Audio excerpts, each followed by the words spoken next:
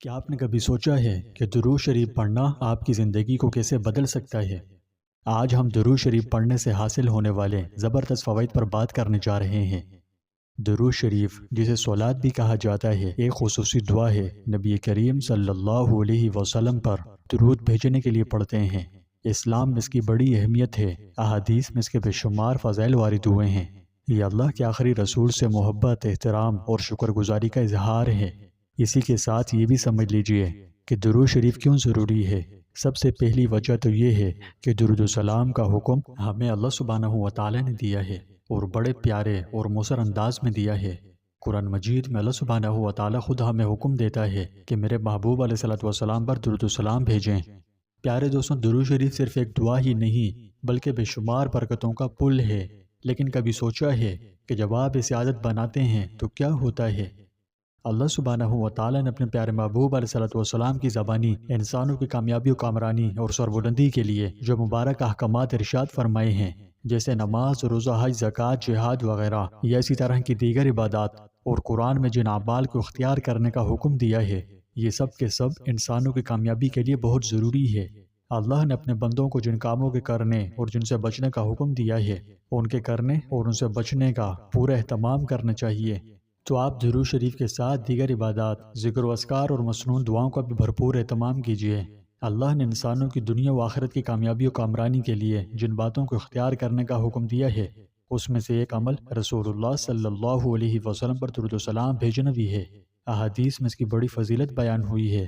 اگر ہم اللہ کے رضا و خوشنودی کے لیے اور حضور اقدس صلی اللہ علیہ وسلم کے اس امت پر عظیم الشان احسانات کے لیے آپ صلی اللہ علیہ وسلم پر درود و سلام بھیجیں تو ہماری زندگیوں میں برکتیں آ سکتی ہے۔ دراصل یہ اپنے پیارے نبی سے شکر گزاری کا ایک بڑا مؤثر عمل ہے۔ آپ جانتے ہیں کہ پیغمبر اسلام صلی اللہ علیہ وسلم نے اسلام کا پیغام ہم تک پہنچانے کے لیے بے پناہ چیلنجز کا سامنا کیا، بڑی بڑی تکالیف برداشت کی، ہر قسم کے ظلم و استہزاء کو بڑی فراخ دلی سے برداشت کیا، اپنے مشن کی تکمیل کے لیے کسی بھی بڑی سے بڑی قربانی سے گریز نہیں کیا، اپنی امت کی خیر و بھلائی اور دنیا و آخرت کی کامیابی و کامرانی کے لیے ہر تکلیف، ہر اذیت کو برداشت کیا۔ ایک دن جاہلوں کے سردار ابو جہل نے قریشیوں سے مخاطب ہو کر کہا کہ محمد ہمارے دین میں عیب نکالتا ہے، ہمارے آباء و اجداد اور معبودوں کی توہین کرتا ہے، اس لیے میں اللہ سے عہد کرتا ہوں کہ کل ایک بھاری پتھر لے کر بیٹھوں گا، اور جب وہ سجدہ کرے گا تو اسی پتھر سے اس کا سر کچل دوں گا۔ جب صبح ہوئی تو وہ ویسا ہی پتھر جیسا کہ اس نے بیان کیا تھا لے کر انتظار میں بیٹھ گیا۔ رسول اللہ صلی اللہ علیہ وسلم آئے جیسا کہ آیا کرتے تھے۔ پھر رسول اللہ صلی اللہ علیہ وسلم نماز میں مشغول ہو گئے۔ جیسے ہی آپ صلی اللہ علیہ وسلم سجدے میں گئے، ابو جہل پتھر اٹھا کر آپ صلی اللہ علیہ وسلم کی طرف بڑھا۔ جب وہ آپ صلی اللہ علیہ وسلم کے قریب ہوا تو شکست خوردہ حالت میں لوٹا۔ اس کا رنگ فک تھا اور وہ ایسا مروب تھا کہ اس کے دونوں ہاتھ اس کے پتھر سے چپک گئے تھے کہ وہ بمشکل اپنے ہاتھ سے پتھر پھینک سکا۔ قریش کے کچھ لوگ اس کے پاس آئے اور پوچھنے لگے، اے ابو جہل، تمہیں کیا ہوا؟ اس نے کہا، میں نے گزشتہ رات جو بات کہی تھی وہی کرنے کے لیے کھڑا ہوا تھا۔ جب میں ان کے قریب پہنچا تو ایک اونٹ آڑے آ گیا۔ خدا کی قسم، میں نے کبھی کسی اونٹ کی کھوپڑی، گردن اور دانت اس اونٹ کی طرح نہیں دیکھا۔ وہ مجھے کھانا چاہ رہا تھا۔ دین کے لیے آپ صلی اللہ علیہ وسلم نے بے شمار قربانیاں دی ہیں۔ کفار نے آپ کو ہر اذیت پہنچائی، کبھی کس طرح تو کبھی کیسے۔ ان کی بدبختی کا تو یہ عالم تھا کہ آپ صلی اللہ علیہ وسلم کو نماز بھی آرام سے نہیں ادا کرنے دیتے۔ جب آپ صلی اللہ علیہ وسلم نماز میں ہوتے تو کبھی وہ آپ کی پشت مبارک پر اونٹ کی اوجھڑی ڈالتے تو کبھی آپ کے مبارک گردن پر کپڑے کا پھندا لگاتے۔ بخاری شریف میں ایک روایت ہے، حضرت عمر بن زبیر رحمۃ اللہ علیہ نے عبداللہ بن عمرو بن عاص رضی اللہ تعالیٰ عنہ سے پوچھا، مجھے اس سخت ترین تکلیف سے باخبر کیجیے جس سے مشرکین نے آپ صلی اللہ علیہ وسلم کو دوچار کیا۔ انہوں نے فرمایا، ایک بار نبی کریم صلی اللہ علیہ وسلم حتیم میں نماز ادا کر رہے تھے۔ اچانک عقبہ بن ابی معیط آیا اور آپ صلی اللہ علیہ وسلم کی گردن مبارک میں اپنا کپڑا ڈال دیا۔ پھر اس نے سخت طریقے سے آپ صلی اللہ علیہ وسلم کا گلا گھونٹا۔ پھر حضرت ابوبکر صدیق رضی اللہ تعالیٰ عنہ آئے اور انہوں نے عقبہ کا مونڈھا پکڑا اور اس کو نبی صلی اللہ علیہ وسلم سے ہٹایا اور فرمایا، کیا تم مار ڈالو گے ایک شخص کو اس وجہ سے کہ وہ کہتا ہے کہ میرا رب اللہ ہے؟ پیارے دوستوں، اللہ کا پیغام پہنچانے کے لیے جو تکالیف آپ صلی اللہ علیہ وسلم نے اٹھائی وہ لفظوں میں بیان نہیں کی جا سکتی۔ ایک دفعہ کفار قریش نے مل جل کر رسول اللہ صلی اللہ علیہ وسلم کے قتل کرنے کا فیصلہ کیا اور کہا اس نے ہماری اولاد اور ہماری عورتوں تک کو ہم سے برگشتہ کر دیا ہے۔ پھر ان لوگوں نے آپ صلی اللہ علیہ وسلم کے خاندان والوں سے کہا کہ تم ہم سے دوگنا خون بہا لے لو اور اس کی اجازت دے دو کہ قریش کا کوئی شخص اس کو قتل کر دے تاکہ ہمیں سکون مل جائے اور تمہیں فائدہ ہو جائے۔ جب کفار قریش کی یہ تجویز منظور نہیں ہوئی، اس پر انہوں نے غصے میں آ کر یہ طے کیا کہ بنی ہاشم اور بنی عبد المطلب جو نبی اکرم صلی اللہ علیہ وسلم کے مددگار تھے، ان کا معاشرتی بائیکاٹ کیا جائے اور انہیں مکے سے نکال کر شعب ابو طالب نامی گھاٹی میں محصور اور مقید کر دیا جائے۔ ایک روایت کے مطابق یہ بھی طے پایا کہ نہ بنی ہاشم کی لڑکیوں کو بیاہ کر لاؤ اور نہ اپنی لڑکیوں کی ان کے یہاں شادی کرو، نہ ان کو کوئی چیز فروخت کرو اور نہ ان سے کوئی چیز خریدو اور نہ ہی ان کی طرف سے کوئی صلح قبول کرو۔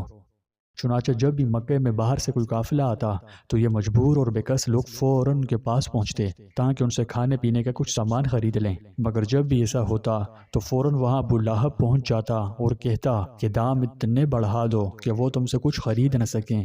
پھر تاجر کی طرف سے ایسا ہی ہوتا، لہٰذا یہ لوگ مایوس ہو کر اپنے بچوں کے پاس واپس آ جاتے جو بھوک سے بے تاب تڑپتے اور بلکتے رہتے تھے، اور ان کو خالی ہاتھ دے کر وہ بچے سسک سسک کر رونے لگتے تھے۔ اس گھاٹی میں مسلمانوں نے بڑا سخت وقت گزارا۔ قریش کے بائیکاٹ کی وجہ سے ان کو کھانے پینے کی کوئی چیز نہیں ملتی تھی۔ لوگ بھوک سے بے حال ہو گئے، یہاں تک کہ گھاس پھوس اور درختوں کے پتے کھا کھا کر گزارا کرنے لگے۔ یہ سلسلہ مہینہ 10 دن نہیں، مستقل 3 سالوں تک جاری رہا۔ خیر، درود شریف پڑھ کر ہم اپنے پیارے نبی کی قربانیوں اور آپ کی امت سے غیر متزلزل محبت کا اظہار کرتے ہیں۔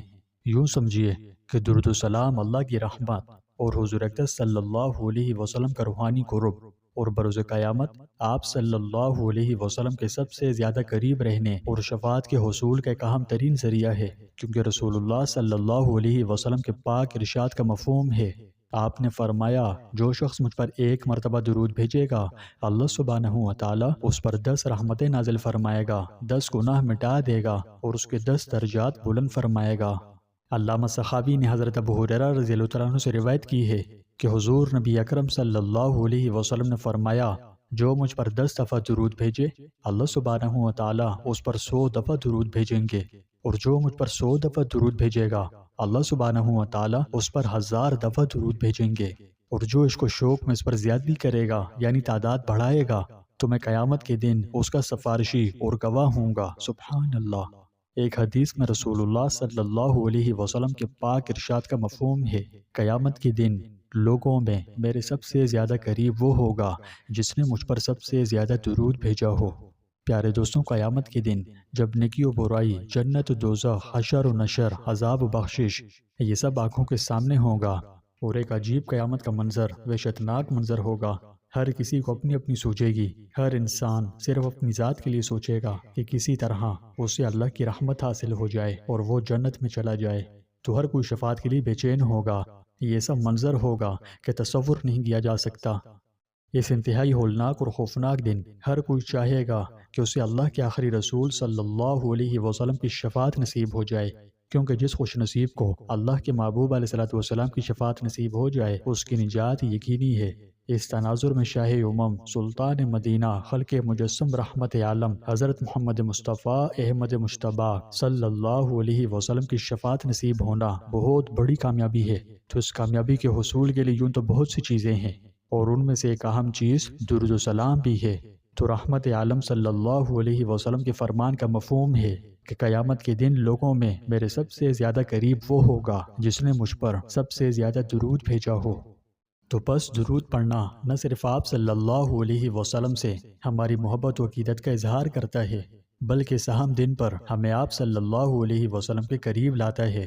یوں تو درود و سلام کے مبارک عمل کے فوائد بہت سارے ہیں۔ جب آپ باقاعدگی سے درود شریف پڑھتے ہیں تو آپ کے دل کو سکون ملتا ہے، یہ آپ کی روح کے لیے بام کی طرح کام کرتا ہے۔ کیا مطلب؟ کہ اضطراب کو دور کرنے اور اندرونی سکون لاتا ہے۔ مطالعات سے پتہ چلتا ہے کہ ذہن سازی اور مثبت اثبات دماغی تندرستی کو بہتر بناتے ہیں۔ تو درود شریف آپ کو اللہ اور اس کی رحمت سے جوڑ کر اور بھی بہت سے فوائد کا حقدار بنا سکتا ہے۔ درود شریف کی عادت اللہ سے آپ کا تعلق مضبوط کرتی ہے۔ جب کوئی شخص آپ صلی اللہ علیہ وسلم پر درود بھیجتا ہے تو اللہ تعالیٰ اس پر 10 رحمتیں نازل فرماتا ہے۔ یہ فوائد و ثمرات کا لازوال خزانہ ہے۔ جتنی محبت، جتنی عقیدت سے اس عمل کی کثرت کی جائے، اتنی ہی زندگیوں میں آسانیاں آتی ہے۔ جب آپ درود شریف کا ورد کرتے ہیں تو یہ ایک بیج لگانے کے مترادف ہے جو آپ کی روزمرہ کی زندگی میں برکت کا ہرا بھرا درخت بن جاتا ہے۔ بیج، رحمت اور درخت، کیا مطلب ان کا ہے نا؟ دیکھیے، جس طرح ایک بیج کو زمین میں بویا جاتا ہے، ہر بیج میں پھلدار چیز بننے کی صلاحیت ہوتی ہے، لیکن اس کے لیے مسلسل کوشش کی ضرورت ہوتی ہے، جیسا کہ پانی، سورج کی روشنی اور دیکھ بھال۔ اسی طرح جب بھی آپ درود شریف پڑھتے ہیں تو آپ ایک روحانی بیج بوتے ہیں۔ باقاعدہ مشق کے ساتھ یہ بیج دنیا اور آخرت دونوں میں برکتوں، امن اور کامیابیوں سے بھری زندگی میں بڑھتے ہیں۔ تو میں کیا سمجھانا چاہتا ہوں کہ درود شریف کی ہر تلاوت صرف عبادت نہیں، میرا مطلب یہ عبادت ہی ہے، لیکن عبادت ہونے کے ساتھ ساتھ آپ کے روحانی باغ میں سرمایہ کاری کرنے جیسا ہے۔ آج آپ جو برکات کے بیج لگاتے ہیں، یعنی درود شریف پڑھتے ہیں، وہ امن، خوشحالی اور نجات میں بدلے گی، یہاں بھی اور آخرت کے لیے بھی۔ لہٰذا درود شریف کو عادت بنائیں اور دیکھیں کہ ایمان کے بیج آپ کی زندگی کو کیسے بدل دیتے ہیں۔ اس کے علاوہ اللہ اور اس کے رسول صلی اللہ علیہ وسلم سے آپ کا تعلق مضبوط ہوتا ہے، اس کے محبوب علیہ السلام کے لیے محبت اور عقیدت کو پروان چڑھاتا ہے۔ یہ بندھن درخت کی جڑوں کی طرح ہے، یہ روزمرہ کی زندگی میں آپ کے ایمان کو مستحکم اور پروان چڑھاتا ہے۔ اور ہاں، آپ صلی اللہ علیہ وسلم پر جو درود بھیجتے ہیں وہ آپ کی طرف 10 گناہ لوٹتے ہیں، گناہ معاف ہوتے اور درجات بلند ہوتے ہیں۔ آسان ترین لفظوں میں آپ اسے ایک پل بنانے کی طرح سمجھو، ایک روحانی پل جو آپ کے دل کو اللہ کی رحمت اور اس کے رسول کی محبت کے لیے جوڑتا ہے۔ ہر تلاوت کے ساتھ آپ اس تعلق کو مضبوط بناتے اور زندگی میں اپنے مقصد کے قریب جاتے ہیں۔ اگر آپ نے درود شریف پڑھا ہے تو درود شریف پڑھنے کا آپ کی زندگی پر کیا اثر ہوا؟ کامنٹس میں اپنے خیالات، کہانیاں، یہ تجربات شیئر کریں۔ واضح ہو، آپ کے کامنٹس دوسروں کو یہ خوبصورت سفر شروع کرنے کی ترغیب دے سکتے ہیں۔ اگر ایسا ہوا تو ہم سب کے لیے صدقہ جاریہ بن سکتا ہے۔